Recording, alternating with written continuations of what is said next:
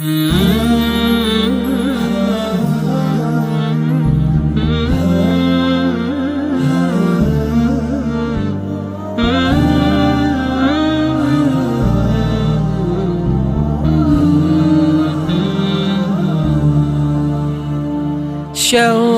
في الأعماق تنامى ولتلك الأيام تسامى رمضان إليك قد اشتقنا تملأنا حبا وسلاما تملأنا حبا وسلاما.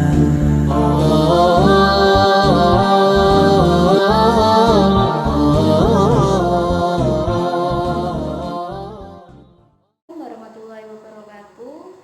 Bagaimana kabarnya hari ini? Ustazah harap semuanya dalam keadaan sehat walafiat. Meskipun kita dalam suasana stay at home dan juga lockdown. Nah, hari ini Ustazah ingin bercerita tentang wabah, bahwa wabah itu bukan hanya terjadi pada saat ini, tapi juga pernah terjadi di zaman dahulu kala. Nah, di zaman dahulu kala itu juga pernah terjadi wabah, namanya wabah taun. Nah, gimana ceritanya tentang wabah taun?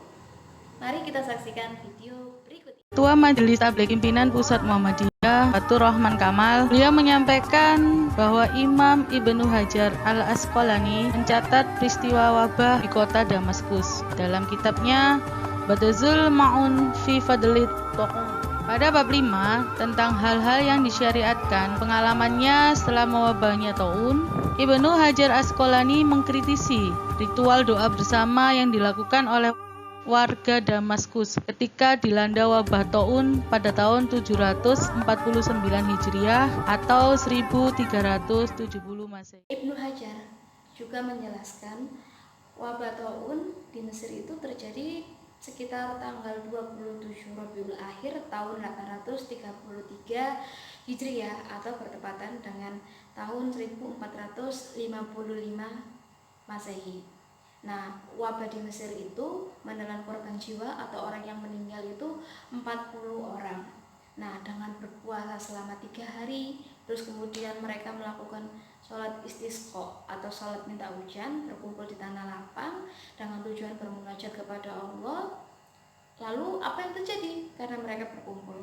Nah, wabah itu semakin meluas, semakin banyak yang terserang wabah, hingga 1 bulan kemudian banyak sekali yang meninggal. Angka kematian itu meningkat drastis dari yang semula di 40 menjadi 1000 orang. Nah, berdasarkan kejadian ini, ulama dan juga pemerintah Mesir pada saat itu mengalami kebingungan. Bingung bagaimana caranya untuk mengatasi wabah yang terjadi. Mereka gelisah, mereka cemas karena banyak sekali warga Mesir yang meninggal dunia. Hingga akhirnya Ibnu Hajar memutuskan untuk menarik diri.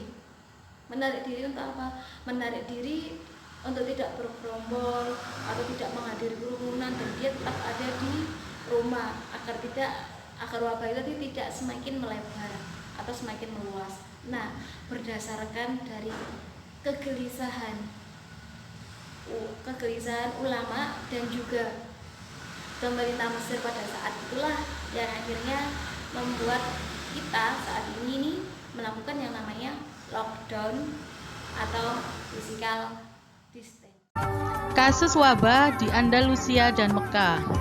Dalam kitab ensiklopedi sejarahnya yang bertajuk Inba'al Umar bi Abnal al-Umar, Ibnu Hajar juga mencatat peristiwa wabah penyakit yang melanda di Mekah tahun 827 Hijriah atau 1449 Masehi.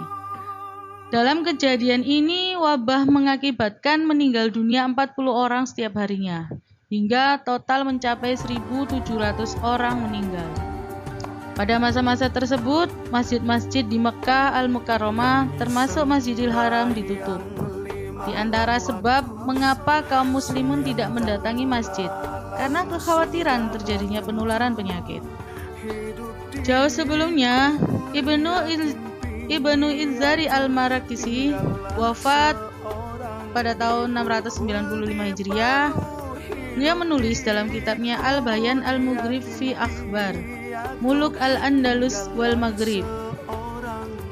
Tahun 395 Hijriah atau tepatnya 1017 Masehi telah terjadi wabah penyakit yang sangat dahsyat di negeri Tunis. Harga-harga meningkat tajam, krisis bahan makanan pokok, masyarakat sibuk dengan urusan penyakit dan kematian. Bahkan masjid-masjid di kota Keriawan kosong, tidak didatangi umat.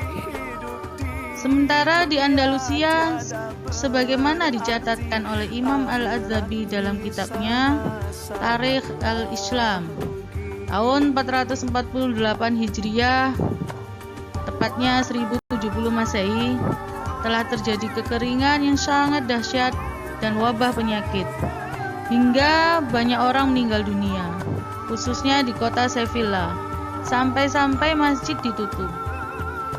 Disebutnya pula dalam kitab Syiar Alam Al-Nubala, pada tahun yang sama terjadi pula di Cordoba. Masjid-masjid juga ditutup. Tahun tersebut dikenal dengan sebutan tahun kelaparan yang besar.